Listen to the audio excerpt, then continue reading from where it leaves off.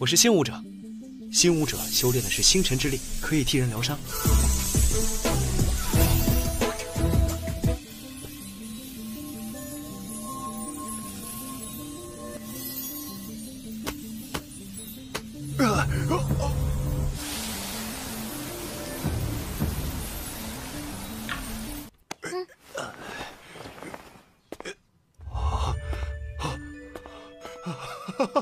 Assalamualaikum bro, kali ini saya akan membahas tentang alur cerita Donghua yang berjudul Star Martial God Technique. Sebelum ke alur ceritanya jangan lupa ya di subscribe, komen, and like, biar aku lebih semangat lagi buat kontennya. Makasih bro, selamat menyaksikan. Di awal film kita diperlihatkan Ye Shikne dan Yuning yang bertemu dengan prajurit kerajaan, lalu bertanya tentang keadaan dari Sue Yun, lalu prajurit tersebut bilang bahwa Sue Yun perlu waktu 1 bulan untuk bisa sembuh sepenuhnya. Ye Shikne pun menyerahkan semuanya kepada Yuning, lalu dia pun berniat untuk kembali ke akademinya, namun di sini Yuning mengajak Ye Shikne untuk pergi bersamanya ke Istana Kota Utara, tapi Ye Shikne bilang bahwa dia tidak ingin memanfaatkan identitas dari Yuning, tapi tak disangka-sangka Yuning tidak membiarkan Ye Shikne pergi dari sana, dia pun menyuruh prajuritnya untuk menangkap Ye Shikne.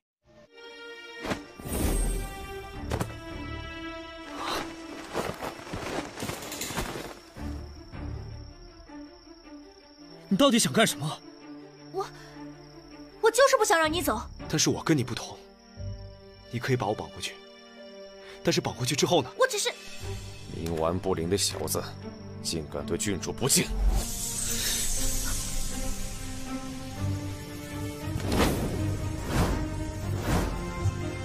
Sampai pada akhirnya Yuning pun membiarkan Ye Shikne untuk memilih jalannya sendiri.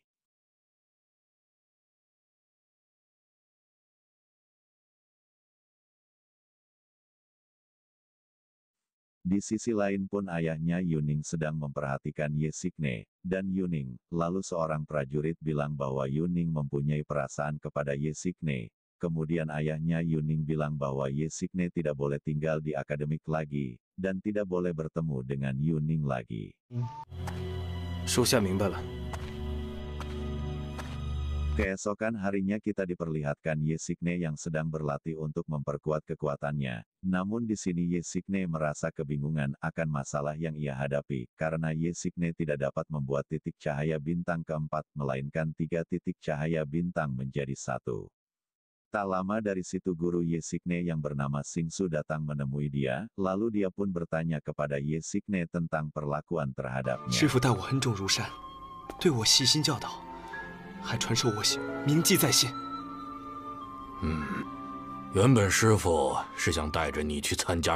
Guru Xingsu bilang bahwa akademinya mendapat tekanan dari Istana Kota Utara. Setelah mendengar hal tersebut, Ye Shikne pun menerima apa yang telah terjadi. Dia pun berniat untuk meninggalkan akademi untuk kebaikan akademi.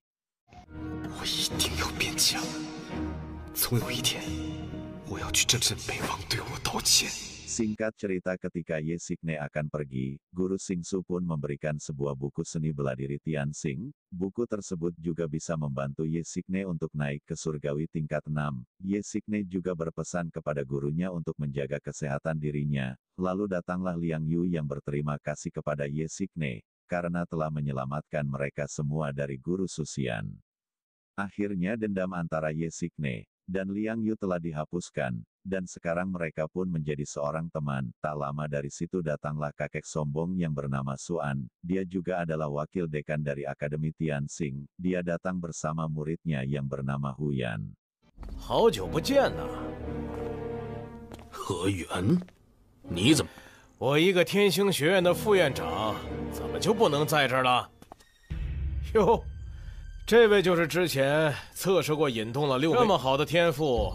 居然要被逐出天星学院，真是可。 Di sini dia mengejek Xingsun karena dia tidak bisa melindungi muridnya, yang membuat muridnya dikeluarkan dari akademinya. Lalu dia pun menawarkan Ye Shikne untuk berguru dengannya. Kemudian Ye Shikne pun bilang bahwa yang mengeluarkan dia adalah Istana Kota Utara. Ye Shikne pun akan mempertimbangkan berguru dengan Suan, asalkan dia membantu membujuk Istana Kota Utara. 一个到处惹事的弟子，不收也罢。Suan juga bilang bahwa kompetisi menara akan segera dimulai. Jika Xingsu tidak menemukan murid yang cocok, maka Xingsu akan dilepas dari jabatannya. 院长，不必再当了吧？ Lalu Huyan pun dengan sombongnya berkata bahwa dia telah mempersiapkan untuk kompetisi menara ini. Kemudian Liang Yu memberitahu Ye Xingне tentang latar belakang dari Huyan. 比我们要大5岁，修为已经达到了6重天。 有什么好生气的？星河天赋极高，你还未必是他的对手。哈哈哈哈！可惜，星河，你就去参加神塔之战，让这些不长眼的人好好看。 Namun di sini Xingsu bilang bahwa Ye Xingné tidak dapat mengikuti kompetisi menara yang sekarang, tapi dia bisa mengikuti kompetisi menara berikutnya yang diadakan di Jindu. 既然小师弟这么有兴趣，那我到时候就陪小师弟。小师弟不要哭鼻子才好啊！师兄请放心。 Karena Huyan yang sangat sombong, Ye Xingné berkata bahwa Huyan akan kalah olehnya di kompetisi yang akan diadakan di kota Jindu. Kemudian Huyan pun mengajak Ye Xingné untuk bertarung di depan semua orang, bahwa yang kalah harus telanjang di depan orang-orang di jalan kota 院 Jindu. 长的弟子如何？那你输了呢？哼，我怎么可能去大喊我是何副院长的弟子？ Ye Xingné pun menerima tantangan darinya, lalu Ye Xingné pun menyiapkan kertas taruhannya. 那我们就不奉陪了。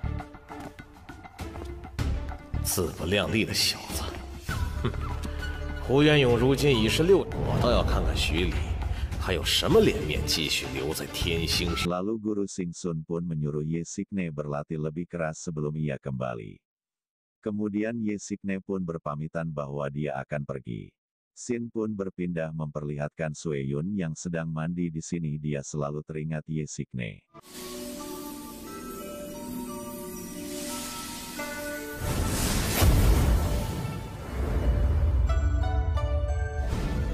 小姐， Tak lama dari situ seorang asisten Sui Yun memberitahu bahwa ada seseorang dari kelas Sui Yun yang dikeluarkan dari akademi. Karena dia telah menyinggung istana kota utara, Sui Yun bertanya, siapa orang tersebut, namun asisten Sui Yun bilang bahwa dia tidak mengetahuinya. Sementara itu di istana kota utara, Yuning sedang protes kepada ayahnya, karena dia telah mengeluarkan Ye Xingné dari Akademi Tianxi. Kemudian ayah Yuning berkata, bahwa Ye Xingné adalah saudara dari seorang pengkhianat, padahal sebenarnya Ling Hou bukanlah saudara dari Ye Xingné. 事情能留他一命，已经是优待了。 叶星河舍命救我，而镇北王府却恩将仇报，将他逐出天。我的父亲竟然是这样不仁不义的人！够了！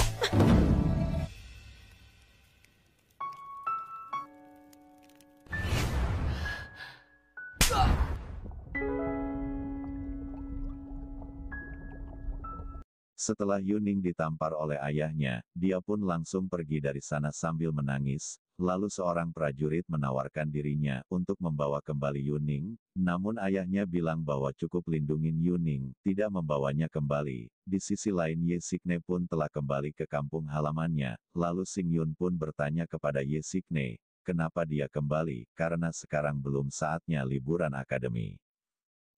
叶星河，你不要告诉我，你被天星学院开除了。 Singkat cerita Xing Yun untuk melaporkan kejadian tersebut kepada pemimpin King Yu.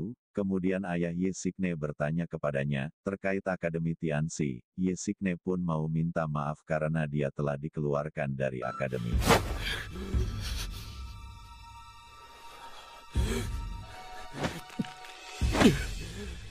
族长，你看在他年纪还小的份上，饶了他这回，我也接受惩罚。惩罚有用吗？20年呢，我们族里都没有人考入过铁星河，挤掉我考进去了。可是他现在又被赶了回来，凭机会却不好好珍惜。星云，星河占用了多少资源？分配到星云头上的又有多少？可是他呢，居然被天星学院赶出来了，这简直给青。 Setelah paman Ye Xingné marah kepadanya, dia pun meminta maaf kepada pamannya, dan akan menerima hukuman yang akan diberikan kepada dia. Kemudian pemimpin klan King Yu untuk berkontribusi dalam klannya, bahwa dia harus memberitahu yang telah dipelajari di akademi kepada anak-anak klan. 那就从明天开始吧。赶了一天路，你也累了。哎呀，星河这孩子可惜了，不知道他为什么会被天星学院劝退。星河，起来吧。 Lalu Yesikne pun bertanya kepada ayah dan ibunya apakah dia akan dihukum. Ayahnya bilang bahwa dia harus berpikir 2 kali sebelum bertindak. Singkat cerita, Yesikne pun sedang mengajarkan tentang seni bela diri kepada anak-anak yang ada di 剩下3种最强的武道传承了下来：龙武、炎武、星武。我是星武者，星武者修炼的是星辰之力，可以替人疗伤。 Karena Yesikne bilang bahwa kekuatannya dapat menyembuhkan orang, seorang anak di sana pun meminta bantuan untuk menyembuhkan kaki ayahnya yang 太好了，我现在就去把父亲叫来。哎，好了，我们继续讲课。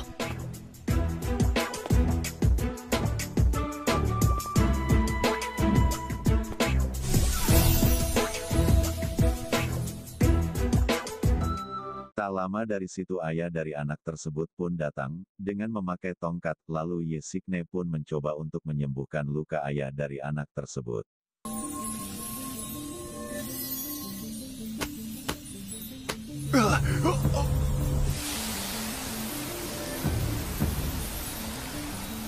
林叔，你把拐杖拿掉试试。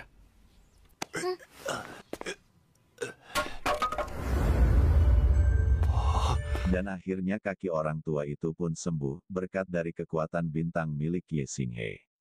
Kemudian dia pun berlutut di depan Yesikne. Karena telah menyembuhkan kakinya, kemudian seorang anak wanita meminta bantuan Yesikne untuk menyembuhkan ibunya, sampai pada akhirnya orang-orang yang sakit di klan Kingyu berdatangan ke tempat Yesikne untuk disembuhkan luka yang mereka alami, tapi tanpa disangka-sangka Yesikne mengalami sakit kepala, sehingga membuat dia harus pingsan di sana. Setelah membawa Yesikne ke kamarnya, dia pun langsung siuman, lalu pemimpin klan Kingyu menyuruh warganya untuk tidak memanfaatkan kekuatan dari Yesikne. 所有人都不能透露出去，且今日之后，如非必要和疗伤。是，我没事的。 Dia juga menasehati Yesikne untuk tidak memaksakan diri, dan berkata bahwa masalah ini cukup sampai di sini saja. Keesokan harinya Yesikne pun membantu ibunya memasang lentera, namun ibunya bilang, biarkan ayahnya saja yang menggantungkan lentera tersebut. Tak lama dari situ ayah Yesikne memberitahu bahwa orang-orang klan Zhou telah datang. Di sini klan Zhou memberitahu klan Kingyu bahwa tambang miliknya akan diambil alih oleh klan Zhou. 就凭我们拿到了暗月世家的文书，整个蓝里镇，暗月世家的命令，你们还敢不听不成？族长，他们欺人太甚，跟他们拼了！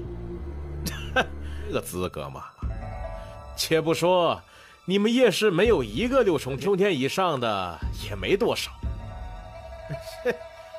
赵阳族长，若是我们真的跟你们拼命， Kemudian Yesikne pun berkata bahwa klan Zhou mungkin tidak lebih unggul dari klan Kingyu. Lalu seorang pria dengan rambut kuning bilang bahwa Yesikne telah diterima di Akademik Tianxing. Lalu dia dikeluarkan lagi karena dia telah curang saat ujian bakat. 哎呦，你们叶氏真是把蓝里镇的脸都给丢尽了，就想靠作弊，最后还不是被赶了出来？我也相信星河，我们青羽世家的孩子断然不会做。真是可笑！你们以为这样就能把家丑 Sampai pada akhirnya suasana di sana pun mulai memanas ketika Yesikne berkata bahwa dia ingin mempertahankan tambang milik klannya. Lalu pemimpin klan Zhou dan anaknya pun pergi meninggalkan mereka semua, dan berkata bahwa kepemilikan tambang berpegang pada kemampuan yang mereka miliki. Dan akhirnya pertarungan pun tak dapat terhindarkan lagi, bro. 我忍你很久了。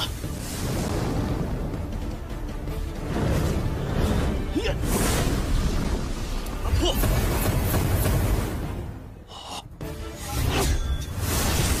赤炎之盾，实力竟然和赵岩相当，该死！ Pemimpin klan Kingyu pun berkata bahwa klan Zhou tidak akan mudah untuk menyingkirkan klan Kingyu. Lalu pemimpin klan Zhou mengajak untuk bertaruh, bahwa nanti saat kompetisi tahunan yang diadakan di kota Lanli, jika klan Zhou kalah maka kepemilikan tambang jadi milik klan Kingyu, dan begitu pun 姓赵了，我觉得是个好办法。三座，如果赵氏输了，就要把你们的三总小子，你这话说的未免也太狂妄了些吧？富矿，而你们的矿山却近乎枯竭了，是我们青羽世家吃亏了。更何况，你们现在还在我们手。 Karena pemimpin klan Zhao merasa terintimidasi, dia pun menerima tantangan yang Ye Xingmei ajukan kepada dia, lalu dia pun pergi dari sana. 父亲，难道我们就这么放过他们了？是现在时机不对。叶氏好歹也有数百的族人，说不定也会出手干预。毕竟青羽世家大。 Pria rambut kuning pun percaya diri bahwa dia bisa mengalahkan Ye Xingmei, yang akan diadakan kompetisi nanti. Sementara itu pemimpin klan King Yu menguji kekuatan Ye Xingmei, yang meningkat begitu pesat. Namun dia khawatir bahwa klan Zhao berbuat curang nanti, dan di sini para orang-orang klan King Yu akan bertarung mati-matian jika memang terjadi kecurangan ketika kompetisi. 与其备受欺凌的死去，还不如战死。 星河有一句话，不得不说。 Dan akhirnya film Star Martial God Technique berakhir bro, dan bagaimana kelanjutan alur ceritanya bro, dan tunggu di part 5-nya ya, dan kalian semua suka sama alur ceritanya jangan lupa ya di like, komen, dan subscribe. Waalaikumsalam warahmatullahi wabarakatuh.